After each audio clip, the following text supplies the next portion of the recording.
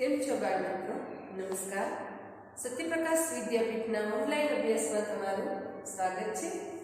આજે ધોરણ LKG અને વિષય છે અંગ્રેજી. એની અંદર આપણે આલ્ફાબેટનું રિવિઝન છે આગળના વિડીયોમાં શીખ્યા. એના પછીનું જે રાઉન્ડ છે એનું રિવિઝન આજે આપણે કરીશું. આ પહેલાના વિડીયોની અંદર રિવિઝનમાં તમે શું શીખ્યા?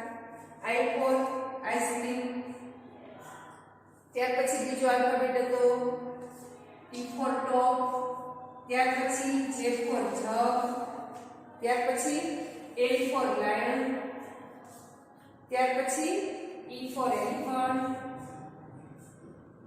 ત્યાર પછી શીખી ગયા F for fish, અને ત્યાર પછી H for hat. આટલા આલ્ફાબેટ આપણે આ પહેલાના વિડીયોમાં રિવિઝનમાં શીખ્યા. આને કહેવાય I, ત્યાર પછી P, J, L, E, F અને H. આ પહેલો રાઉન્ડ છે તમારી બુક્સની અંદર, તો આ તમે નોટબુકની અંદર લખવાનું છે. અત્યારે હજી પહેલી તારીખ સુધી તમારે બુક્સની અંદર લખવાનું કદાચ નહીં થાય. એ પછી જ્યારે તમને અહીંયાથી કહેવામાં આવે ત્યારે અત્યારે તમારે રિવિઝન રૂપે અથવા તો તમે જે ભૂલી ગયા હોય રજાની અંદર ન લખ્યું હોય એ હવે તમારે નોટબુકની અંદર લખવાનું છે. પહેલા રાઉન્ડની અંદર જે આટલા તમારી બુક્સની અંદર આલ્ફાબેટ છે એ આપણે રિવિઝનમાં શીખ્યા.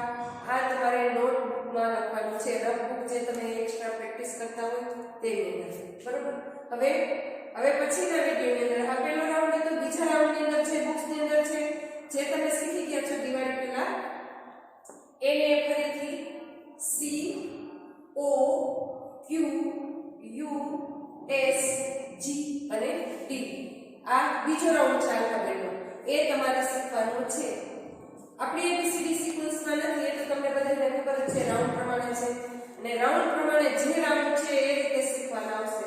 આપણે most of A for apple સુધી શીખી ગયા છે. લાસ્ટ એક એમએન વાળો રાઉન્ડ છે એ બાકી છે, પણ એ પહેલા આ બધું પાછું તમારે ફરીથી રિફર કરવાનું રહેશે રફ બુકની અંદર.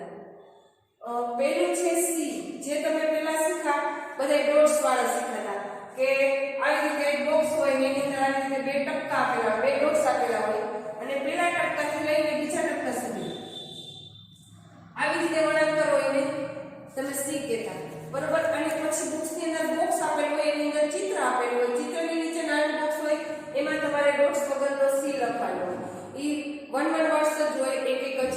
એટલા માટે તમને પ્રેક્ટિસ ન થઈ હોય, હવે એક્સ્ટ્રા બુક અથવા તો તમે જે પેપર લેતા એમાં પણ કઈ ડોટ્સ કે મીંડા આવવાના નથી, તમારે સીધું જ લખવાનું હશે. એટલા માટે થઈને તમારે હવે પછી જે રાઉન્ડ આવે એ બધા એક રીતે એક વખત લખવાની પ્રેક્ટિસ કરજો કરે. સ્કૂલ હોય તો નો ડાઉટ પ્રશ્ન નથી થતો કે આવડતું જ હોય, પણ ઘરે તો મમ્મી પપ્પાની સાથે કદાચ એટલો બધો ટાઈમ ન લેતા હોય અથવા તો એટલો ટાઈમ ન બેસતા હોય તો પ્રોબ્લેમ થાય. એટલા માટે તમારે આગળના વર્ષમાં જવા માટે પ્રોબ્લેમ ન થાય, તમને A to Z ABCD જે છે, A to Z આલ્ફાબેટ જે છે એ ક્લિયર સરસ રીતે આવડી જાય. એટલા માટે તમારે ઘરે પ્રેક્ટિસ કરવાની થશે. અહીંયા ટીચર તમને ગાઈડલાઈન આપશે અથવા તો કઈ રીતે તમે વળાંક કરો છો એની તમને અહીંયા સજેસ્ટ કરશે. જો તમને ક્યારેય ટાઈમ હોય ન આવડતું હોય તો તમે એકાદ વખત સ્કૂલે આવીને પણ મેડમ સાથે વાત કરીને આવીને શીખી શકો છો, બરાબર? પછી O શું છે?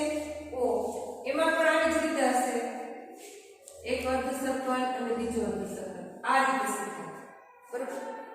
ત્યાર પછી Q પણ એવી જ રીતે, એમાં આ રીતે શીખાતા તમે અને ક્રોસ લાઈન. ત્યાર પછી U ની અંદર એવી જ રીતે હતું, બે ટપકા આપેલા હોય, અહીંયાથી અહીંયા સુધી લેવાનું. આ રીતે તમે વળાંક પ્રમાણે શીખાતા. પણ હવે પછી તમારે એવી રીતે ડોટ્સ નહીં હોય, ઓનલી ફોર એક જ ટપકો અહીંયા બોક્સની અંદર આપેલો હશે, એક જ ડોટ્સ આપેલો હશે, એની અંદર તમારે લખવાનું છે. પહેલું છે C, શું કહેવાય? C for cat, cat એટલે બિલાડી. C અને કહેવાય C. તો અહીંયા આપણે પહેલું ટપકું આપેલું છે, ત્યાંથી અર્ધ સર્કલ બનાવીશું નીચેની લીટી સુધી. ક્યાં સુધી? નીચેની લાઈન સુધી. ઉપરની લાઈનથી નીચેની લાઈન સુધી લઈ આવવાનું છે. ખાસ એ ધ્યાન રાખજો તમારા વળાંક સારા થાય, તમારું રાઇટિંગ સારું થાય, એના માટે થઈને બને ત્યાં સુધી બોક્સ છે એટલો તમારો વર્ડ એટલો તમારો અક્ષર હોય ને એટલી તમે કોશિશ કરજો, એવડો આલ્ફાબેટ કરવાની કોશિશ કરજો. આને કહેવાય C. શું કહેવાય? C. પહેલા ટપકાથી લઈને નીચેની લાઈન સુધી. એક જ ટપકું છે અથવા તો ઉપરની લાઈનથી લઈને નીચેની લાઈન સુધી જે તમે લો છો ઉપરથી નીચે સુધી આવવું જોઈએ તો તમારો વળાંક સારો થશે. આને કહેવાય સી. સી ફોર કેટ, એટલે બિલાડી. ત્યાર પછીનો બીજો આલ્ફાબેટ છે ઓ. તમે શીખી જ ગયા છો, સાથે સાથે બોલવાનું છે. ઓ ફોર ઓરેન્જ. ઓરેન્જ એટલે નારંગી. C for cat, O for orange. Orange એટલે નારંગી. અહીંયાથી લઈને ઉપરની લાઈન સુધી, નીચેની લાઈનથી લઈને ઉપરની લાઈન સુધી આને કહેવાય ઓ ફોર ઓરેન્જ. બોક્સની અંદર જેટલી તમારી આવી રીતે બોક્સ બનેલા હોય તમે આપો એટલી લાઈન સુધી તમારે લખવાનું થશે. અહીંયા બોર્ડમાં તો લાઈન તમારે કદાચ 4 કે 5 લાઈન સમય, બરોબર? એવી રીતે. ત્યાર પછી ક્યુ. શું છે? ક્યુ ફોર ક્વીન. આવી રીતે ઓ ફોર ઓરેન્જ કરવાનો અને ક્રોસ લાઈન જે રીતે તમને શીખી છે એ રીતે. આને કહેવાય ક્યુ. ક્યુ ફોર ક્વીન. ક્વીન એટલે રાણી. ક્યુ ફોર ક્વીન. ક્વીન એટલે રાણી. ફરીથી પાછા જોશું. પહેલો આલ્ફાબેટ કયો શીખ્યા? સી. ત્યાર પછી બીજો ઓ. ત્યાર પછી ક્યુ. કયો શીખ્યા? ક્યુ. ક્યુ ફોર ક્વીન. ત્યાર પછીનો ચોથો આલ્ફાબેટ છે યુ. શું છે? You. You for umbrella. Umbrella એટલે છત્રી. અહીંયા ઉપરથી લઈને સીધી લાઈન નીચે સુધી લઈ આવવાનું અને ઉપર સુધી. આવી રીતે જે તિલક જેવો વળાંક તમારો થશે એમાં યુ ફોર અમ્બ્રેલા આને કહેવાય યુ. આવી રીતે તમારે રફબુકની અંદર લખવાનું છે. યુ ફોર અમ્બ્રેલા તમારે ઓળખ માટે તમે બોલો છો, તમને ફટાફટ આવડે એટલા માટે. બાકી આ આલ્ફાબેટ છે એ શું કહેવાય? યુ. પેલો સી, બીજું ઓ, ત્યાર પછી ક્યુ અને યુ. ત્યાર પછીનો આલ્ફાબેટ છે એસ. એસ ફોર સન. સન એટલે સૂર્ય. અહીંયા જુઓ, ઉપરથી લઈને અર્ધવળાંક, અર્ધગોળ અને ત્યાર પછી નીચે સુધી લઈ આવવાનું અને પાછું બીજો અર્ધગોળ. આને કહેવાય એસ ફોર સન. સન એટલે સૂર્ય. એસ ફોર સન. અહીંયા આપણે લખીશું એસ ફોર સન. તમારી બુકમાં જેટલા બોક્સ હોય ત્યાં સુધી લખવાનું છે. એસ પછી છે જી. G four gun. ગન એટલે બંદૂક. અહીંયા જુઓ, ઉપરથી લઈને અર્ધવળાંક, નીચેની લાઈન સુધી, પછી ઊભી લાઈન, આડી લાઈન અને ક્રોસ લાઈન. અર્ધવર્તુળ, પછી ઊભી લાઈન, પછી આડી લાઈન અને ક્રોસ લાઈન. આવી રીતે તમારે જી કરવાનું છે, જે તમે શીખી તો ગયા છો. પણ ફરીથી અહીંયા એક જ ટપકા ઉપર લખવાનું છે. બુક્સની અંદર જે ટપકા છે એવી રીતે આમાં લખવાના આવશે નહીં. આને કહેવાય જી ફોર ગન. ગન એટલે બંદૂક.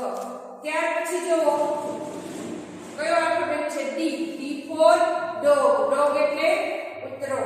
પહેલા ઊભી ડી, ત્યાર પછી અર્ધવર્તુળ. આવી રીતે જે વળાંક શીખી ગયા છો એ રીતે ઊભી લાઈન અને અર્ધવર્તુળ. ઉપરથી લઈને નીચેની લાઈન સુધી. ખાસ યાદ રાખજો, ઉપરથી ટચ કરવાનું છે અને નીચેથી પણ. આવી રીતે. આને કહેવાય ડી ફોર ડોગ. આ બીજા વળાંકના આલ્ફાબેટ છે. એમાં બુક્સની અંદર તમારે 2 ટાઈમ યુ અને ક્યુ હશે, કારણ કે એ થોડો હાર્ડ પડે છે લખવા માટે તમને, એટલા માટે એ 2 વખત છે બોક્સની અંદર.